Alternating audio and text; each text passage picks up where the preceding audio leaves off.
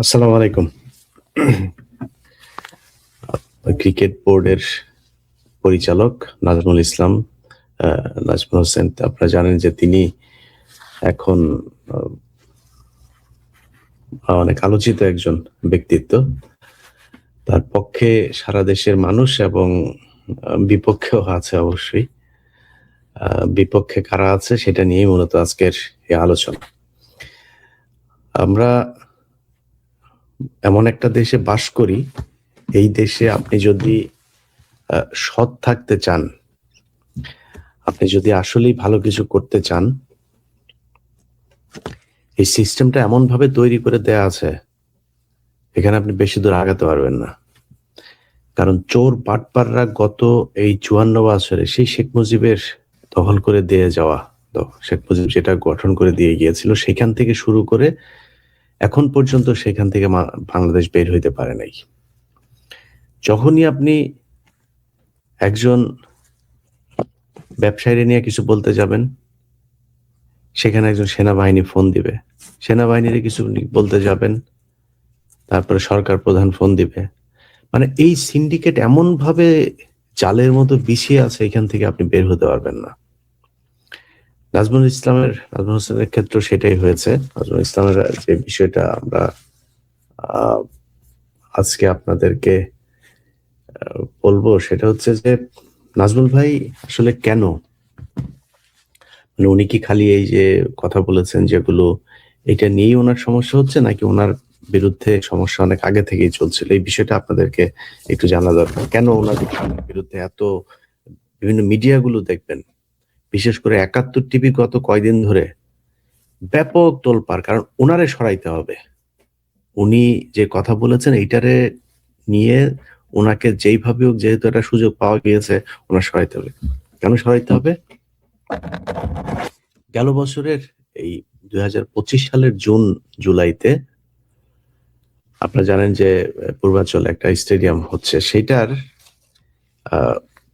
ইয়ের জন্য, পিচের জন্য যে মাটির দরকার, এই মাটি, আমি আসলে এই খেলাধুলা নিয়ে খুব বেশি মানে এটা নিয়ে এটা আমার সেক্টরও না, এটা নিয়ে খুব বেশি কথাও বলি না, এটার ব্যাপারে অত খোঁজ খবরও রাখি না। তবে এইটা জানি যে এই খেলাধুলার এই ক্রীড়া জগতে এই মন্ত্রণালয়ে যে কি পরিমাণে দুর্নীতি, প্রতিটি শাখায় শাখায় দুর্নীতি, এবং এখানে কিছু সাংবাদিককে আপনার এরা মানে পোষ্য কুকুরের মতো নিয়ে নিয়েছে। এই পোষ্য কুকুর কিছু মানে এখানে ভালো অবশ্যই আছে অনেকে, সেই সংখ্যাটা কোন দিক বেশি কম সেটা নাই বললাম, কিন্তু এই পোষ্য কুকুরদেরকে নিয়ে এরা এমন ভাবে একটা সিন্ডিকেট তৈরি করেছে, এটার খবরও আপনি বাইরে থেকে জানবেন না। আমার অনেকবার অনেক দিক থেকে বলা হয়েছে যে ভাই এটা নিয়ে একটু কাজ করেন, এটা নিয়ে কাজ। ভাই মানে দেশের ভেতরে রাজনৈতিক এই বিভিন্ন সমস্যাই এত বেশি, এখানে আবার ফের এগুলি নিয়ে কাজ করবো সেই সুযোগ পাইনি। তো এইবারের পরিস্থিতিতে মনে হলো যে না, এটাতে একটু নজর দেওয়া দরকার, সেই কারণে কিছু খোঁজ খবর নিলাম। তো জুন জুলাইতে আপনার এইখানে এই পিচের জন্য মাটি আনার কথা। মাটি আনতে এই মাটিগুলো হচ্ছে প্রক্রিয়া করে তারপরে একটা বিশেষ জায়গা থেকে আনতে হয়, আঠালো জাতীয় মাটি আনতে হয়। তো এটা নর্মালি বগুড়া থেকে আনা হয়, গাজীপুরেরও বোধহয় দু এক জায়গায় আছে। তো এই মাটিটা ওইখান থেকে এটারে আবার প্রক্রিয়াজাত করে, না মানে একদম মাটি এনে এখানে ফেললেই হয় না, এটার কিছু প্রক্রিয়া আছে, সেই প্রক্রিয়াগুলো ফলো করে তারপরে এনে পিচে দিতে হয়। এখন সেই মাটি টেন্ডার হয়েছে, সেই মাটি আনার মানে বোর্ডের যেই নিয়ম, সেই নিয়ম টিয়ম সবকিছুই মানা হয়েছে। নিয়ম অনুযায়ী 20,000 সিএফটি মাটি আনার কথা। তো সেই 20,000 সিএফটি মাটি আনার কথা, সেই মাটি আনা হয়েছে হলো মাত্র 7,000 বা 8,000 সিএফটি। তো এই 7,000 বা 8,000 সিএফটি মাটি আনার পরে এখন বাকি মাটি গেল কই? সেটা তো একটা মানে প্রশ্নের ব্যাপার, এটা তো জবাব দিতে হবে। তো সেই জবাব দিতে গিয়ে এটা নিয়ে একটা বোর্ড গঠন হইলো, তদন্ত কমিটি গঠন হইলো। সেই তদন্ত কমিটির প্রধান হচ্ছে আমাদের এই আজকের যেই আলোচিত নাজমুল ভাই। এই নাজমুল ভাই হচ্ছে সেটার প্রধান ছিলেন। তো নাজমুল ভাই আবার ক্রিকেট অপারেশনস কমিটিরও, এটারও আপনার উনি ফাইন্যান্স দেখেন। মানে খুবই সৎ মানুষ, যে কারণে ওনাকে মানে ফাইন্যান্স তো মানে খুব সৎ না হইলে তো বা খুব দক্ষ না হইলে কাউকে দেয়া হয় না। তো এটা নানান চেষ্টা চলেছে ওনাকে না দেওয়ার জন্য, কিন্তু সবশেষে তাকে দেওয়া হয়েছে। তো তিনি এটাতে যাওয়ার পরে অনেকের খুব কষ্ট হয়েছে। কারণ হইলো এই লোক যদি এখানে থাকে তাহলে অনেক আকাম-কুকাম করা যাবে না। উনারে সরানোর জন্য শুরু থেকেই একটা পক্ষ করেছিল। আচ্ছা, এখন এটার মধ্যে সবচাইতে বেশি কলকাঠি নেড়েছেন আ বিএনপি পন্থী একজন আ একজন আ সাবেক, সাবেক কি বলবো? বেশি স্পেসিফাই করলে আবার চিনা ফেলবেন। আমি ওটা বলতে চাই না।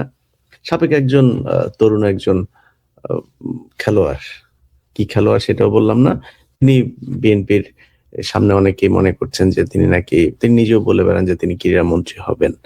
এবং এখন পর্যন্ত মাঠে যে অবস্থান তার, সে ক্রীড়ামন্ত্রী না হইলে মানে বিএনপি যদি ক্ষমতায় আসে, এটা হওয়ার চান্স আছে। তো তিনি পেছন থেকে কলকাঠি নাড়ছেন। আমি ওই বড় ভাইকে বলব যে, "ভাই, আপনাকে সম্মান রেখেই বলছি যে এইসব আ ঝাউরামি কইরেন না। এখান থেকে এই ঝামেলা-টামেলা থেকে সইরা যায়েন। নাইলে পরবর্তীতে আবার এগুলো প্রমাণ হইলে আবার নাম-টাম শুদ্ধ চলে আসবে। এবং আপনিও সরে যাবেন, ওই যে পাপ্পুরেও এখান থেকে শয়তানি করতে না করবেন।" আচ্ছা, এখন এই তদন্ত, এটা কিন্তু সিআইডি করেছেন। সিআইডিও কিন্তু এই তদন্তটা করেছেন। তো বোর্ডের তখনকার এই মাটি কাটার সাথে সংযুক্ত ছিল হচ্ছে মাহবুব আনাম। ইনি হচ্ছে পরিচালক একজন। আরেকটা হচ্ছে আ আ আচ্ছা, মাহবুব আনাম ছিল পরিচালক এবং তিনি গ্রাউন্ডস কমিটিরও চেয়ারম্যান ছিলেন। তো যেহেতু গ্রাউন্ডস কমিটির চেয়ারম্যান, তিনি বিভিন্ন গ্রাউন্ডস এর এই পিচ-টিচ মাঠের বিভিন্ন কাজটা, এটা বিশাল বড় দায়িত্ব। আরেকজন আছে পরিচালক, তার নাম হচ্ছে ফাহিম সিনহা। আপনারা ক্রিকেট তো বাংলাদেশে অনেক জনপ্রিয় খেলা, যেহেতু এটা আপনারা জানেন। সো এই মাহবুব আনাম এবং ফাহিম সিনহা, এই ২ চোর মিলা, ফাহিম সিনহা হইলো তখনকার ছিল আপনার ফাইন্যান্স কমিটির চেয়ারম্যান। অর্থাৎ নাজমুল ভাই এখন যেই পদে, ফাহিম সিনহা ছিল সেই পদে। তো চোরেরে সরায় নাজমুল ভাইরে এখানে বসিয়েছে, এটা তিনি নিতে পারেন নাই। এটাও তার একটা ক্ষোভ আছে। আর ওই যে গ্রাউন্ডস কমিটির আপনার চেয়ারম্যান মাহবুব আনাম, এরা মিলে যে ওই যে পিচের যে মাটি চুরি করেছেন, এই মাটি চুরি তো ধরা পড়ে যাবে এখন। যেই কারণে নাজমুলরা এখানে কোনোভাবে রাখলে এরপরে আরো অনেক কিছু আছে। আপনাদেরকে আমি গত লাইভে ছোট করে বলেছিলাম, যেহেতু আমার কাছে এখন পর্যন্ত এই ডাটাগুলো সব আসে নাই, তবে চলে আসবে। আ তারা ডাব খেয়েছে, একেক ডাবের দাম ধরেছে ৳১৮,০০০। আগের যারা এই বোর্ডে ছিল। তারপরে ৳৪,০০০ মাইক্রোবাসের ভাড়া দিয়ে ধরেছে ৳১৬,০০০। এগুলি নাকি ছোটখাটো। আমার বলল যে, "ভাই, এটা খুব ছোটখাটো। আরো বড় সে বালিশকান্ডের মতো ঘটনাও নাকি বিসিবিতে আছে, যেগুলো এখানে এর আগে হয়েছে।" তো এই চুরিগুলো তারা করেছে এবং সেই চুরিগুলো নিয়ে একের পর এক নাজমুল ভাইকে যদি এখানে এইটার তদন্তের দায়িত্ব দেয়া হয়, এখান থেকে বের হবে না। আচ্ছা, এখন এই যে আপনার করা হইলো, আ সিআইডি তে যেটা তদন্ত করা হইলো, এই তদন্ত রিপোর্ট কিন্তু বের হয়ে গিয়েছে। আরো মানে কমপ্লিট হয়ে গিয়েছে আরো ১০ দিন আগে। সেই তদন্ত রিপোর্ট করেছেন সিআইডির একজন স্পেশাল এসপি আছেন, এডিশনাল এসপি। আ তো উনি, আ উনার নাম হচ্ছে ডক্টর রুহুল আমিন। তো ডক্টর রুহুল আমিন, উনার সম্পর্কে আমি যতটুকু জানি, তিনি খুবই সৎ একটা মানুষ। খুবই মানে তিনার পুলিশ ডিপার্টমেন্টে তার আ প্রচন্ড সুনাম আছেন এবং এই যে সাস্টামো-টাস্টামো, চুরি বাটপারি, এগুলো তিনি, আমি যতটুকু তার ব্যাপারে জেনেছি, আমি একদম 100% বলতে পারব না, বাট আমার জানা মতে তিনি খুব ভালো মানুষ। এই ডক্টর রুহুল আমিন ভাই আপনার, উনি এই তদন্তটা করেছেন। উনি কিন্তু এই তদন্ত রিপোর্ট জমা দিয়ে দিয়েছেন। কিন্তু সেই তদন্ত রিপোর্ট বের হচ্ছে না। এটা নিয়ে অ্যাকশনে যাওয়ার কথা। কিন্তু সেই রিপোর্ট বের হচ্ছে না। অর্থাৎ হইতে পারে সিআইডির উপর লেভেল অথবা সরকারের উপর লেভেল। আবার ওই যে একটু আগে বললাম না যে বিএনপির একজন ক্রীড়ামন্ত্রী হবেন। তিনি নাকি ব্যাপক থ্রেট করছেন যে তোদের দেখে নেব, এই করলে কি বলে, ওই যে এ নির্বাচন হইলেই নাকি সে সবকটারে পিছনে নাকি দিয়ে তারপরে বার করে দিবে। এরকম কথাবার্তাও প্রকাশ্যেই তারা বলে বেড়াচ্ছেন। তো নাজমুল হোসেন ভাই এখন ওই কমিটিটা যেহেতু তিনি কনভেনার ছিলেন, তিনি এটার মূল ওনাদের দৃষ্টিতে আর কি ইনার মূল হোতা হচ্ছেন কি নাজমুল হোসেন ভাই। আর সিআইডির ডক্টর রুহুল আমিন ভাই উনিও এটার করে দিয়েছেন, তো উনিও হয়তো একটা বিরাট ভাজন হইতে পারে ভবিষ্যতে।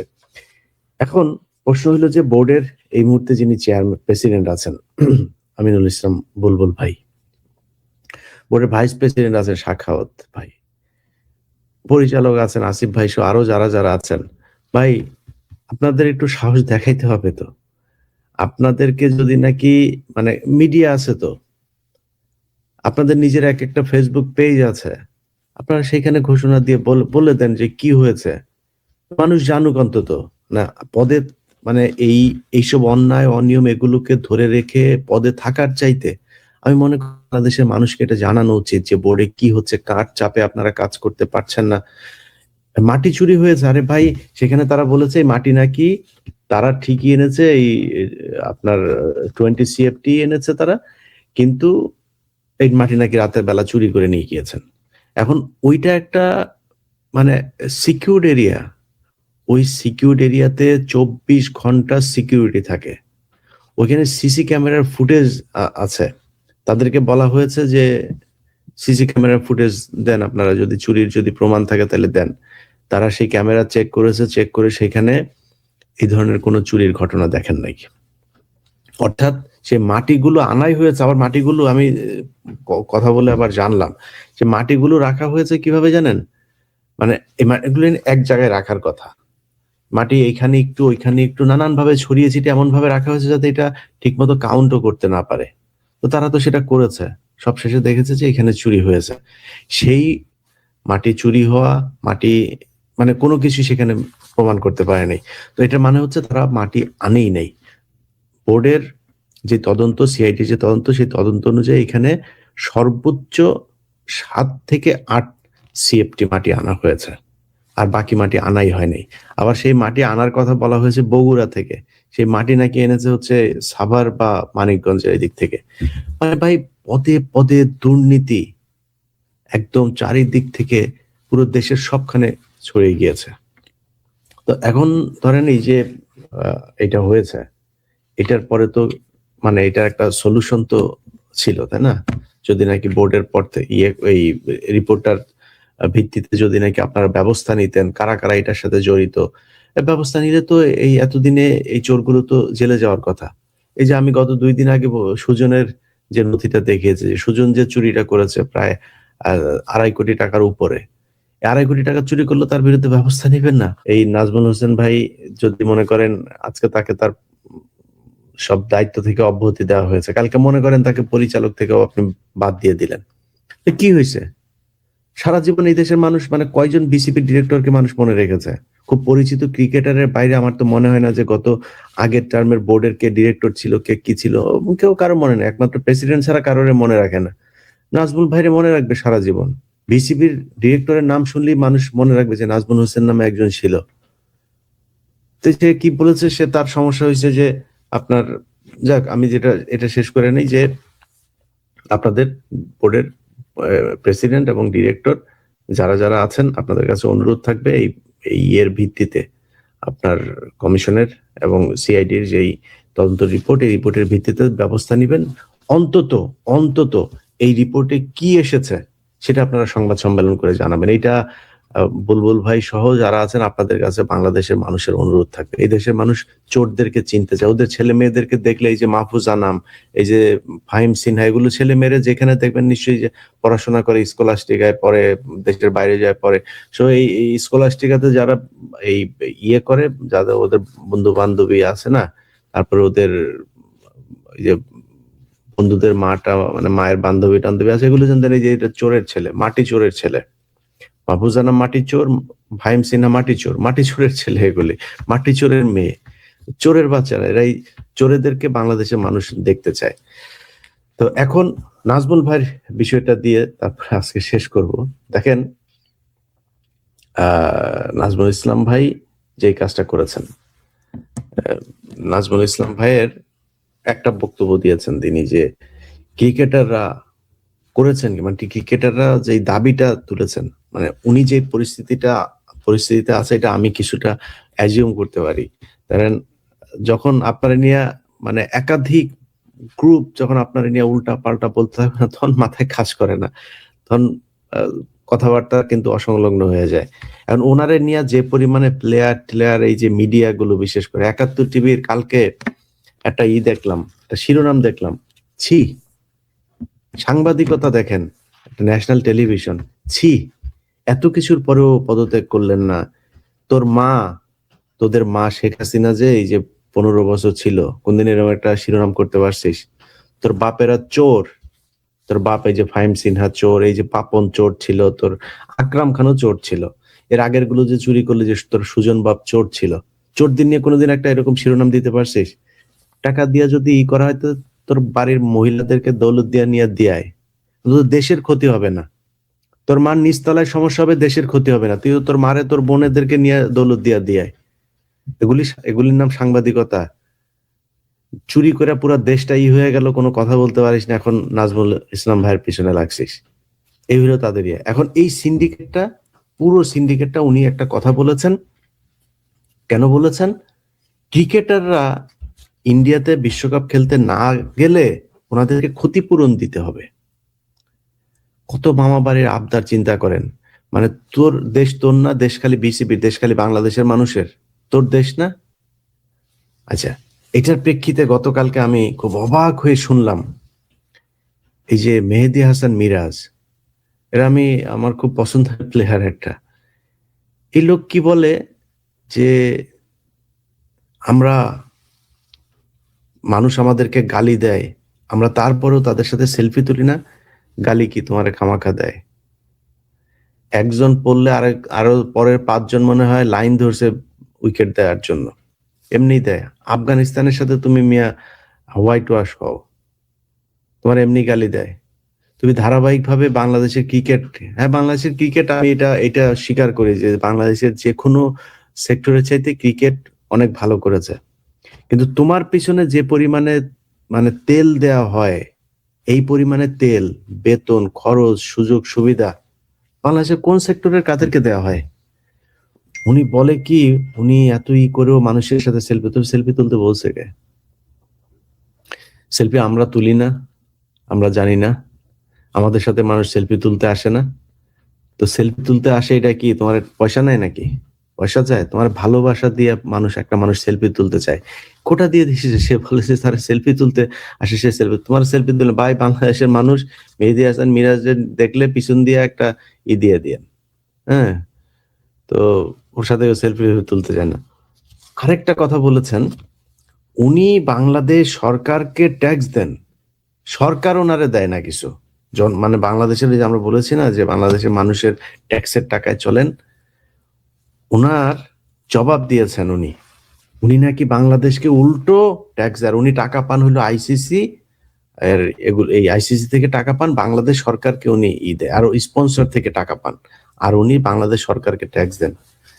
মেহেদী হাসান মিরাজ, তোর বাড়ি তো বরিশালে না? বরিশালের লঞ্চের পন্দে দৌড়িয়ে চলে আইসো, এই ইয়েতে সদরঘাটে নামে গেছো, নামে ওখান থেকে খেলা শুরু করছো না? ওখান থেকেই প্লেনে করে তারপর ইন্টারন্যাশনাল ম্যাচ খেলা শুরু করছো।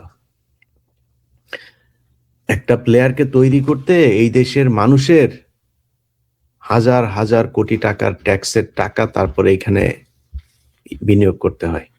এই যে সারা বাংলাদেশের থেকে প্লেয়ার তুলে নিয়ে আসা, সারা বাংলাদেশে জেলায় জেলায় স্টেডিয়াম গুলো করা, বিকেএসপির খরচ, এই যে মিরপুরের তোমার বাপ করছে এটা ভাই, এটা তোমার বাপ করে দিছে। তুমি লঞ্চের ইয়েতে করে পিছনে করে মাঠ নিয়ে এসে এখানে বসাইছো।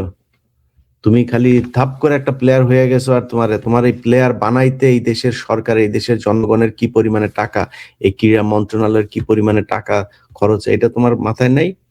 তুমি খালি স্পন্সর আর আইসিসি, তোমার বাপ লাগে, তোমার টাকা দেয় খামাখাই।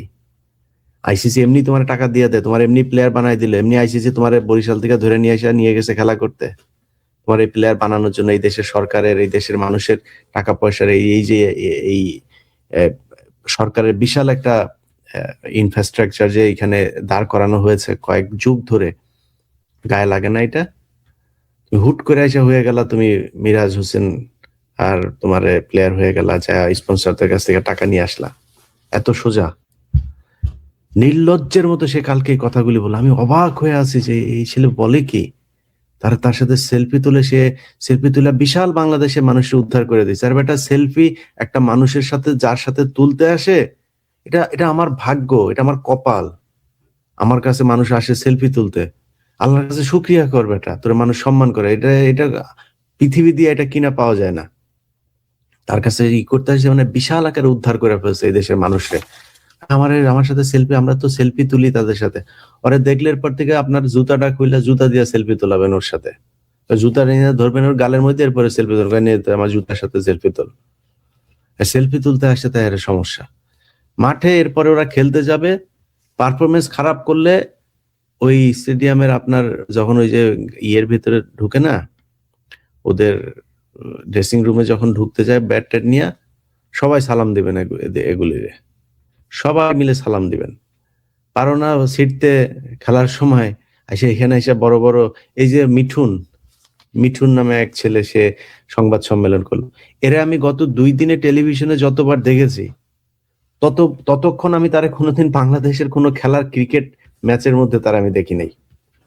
মানে এই এত লম্বা সময় সে কোনদিন ব্যাট করেছে কিনা এটা সন্দেহ আছে আন্তর্জাতিক কোনো ম্যাচে।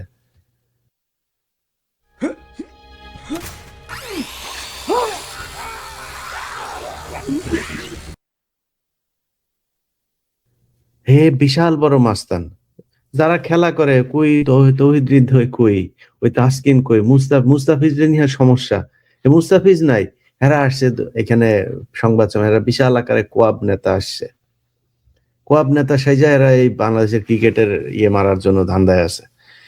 যাই হোক ভাই, নাজমুল ইসলাম ভাই, আশা করি আপনাকে আপনার দায়িত্ব আবার নেক্সট যে বোর্ড মিটিং আছে সম্ভবত 22 তারিখে বা 24 তারিখে, সেখানে আপনাকে আবার সবকিছু বুঝিয়ে দেওয়া হবে এবং বোর্ডের কাছেও আমাদের অনুরোধ থাকবে যেন তার সব দায়িত্ব যেন বুঝিয়ে দেওয়া হয়।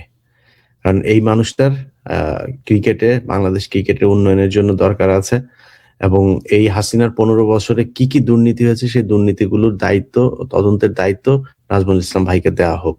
তিনি যদি দায়িত্বগুলো পান, তাহলে আমার মনে হয় তিনি একাই না, এবং বোর্ডের যারা আছেন আপনারা ভাই, এই যে আমিনুল ইসলাম বুলবুল ভাই, সাখাওয়াত ভাই, আসিফ ভাই, আপনারা যারা আছেন ভাই, আপনাদের সবাই মানে নিজের গা বাঁচায় চললে হবে না ভাই, আপনাদেরকেও ওনার পাশে থাকতে হবে, আপনাদেরকেও এই দায়িত্ব নিতে হবে। আপনারা সম্মিলিতভাবে একটা টিম ওয়ার্ক করে তারপরে এই দলটাকে বাঁচাবেন। এবং এই যে চোর, যারা মাটি চোর সহ ডাব চোর, মাইক্রোবাসের ভাড়া চোর, এই চোরেদেরকে চা কফির বিল তোলে নাকি তারা 60 লাখ 70 লাখ টাকা। ভয়ঙ্কর ব্যাপার। এগুলো বাংলাদেশের মানুষ জানতে চায়, এগুলো আমাদের টাকা। এই হিসাব জানার অধিকার বাংলাদেশের মানুষের আছে। অতএব আপনারা আশা করি জানাই দিবেন, না জানাই দিলেও আমাদের কাছে চলে আসবে এমনে সেমনে। তো আমরা বাংলাদেশের মানুষকে এটার ব্যাপারে জানাবো। নাজমুল ভাই, আপনার সাথে বাংলাদেশের মানুষ আছে, কষ্ট পাওয়ার কিছু নাই ভাই। আপনি চুরি করেন নাই, সততার সাথে কাজ করেছেন। আপনার কথায় ভুল থাকতে পারে, একটা কথা কিভাবে কোন সময় বলা উচিত ছিল সেটা ভুল হইতে পারে, কিন্তু কথা যেটা বলেছেন সেটা সঠিক বলেছেন।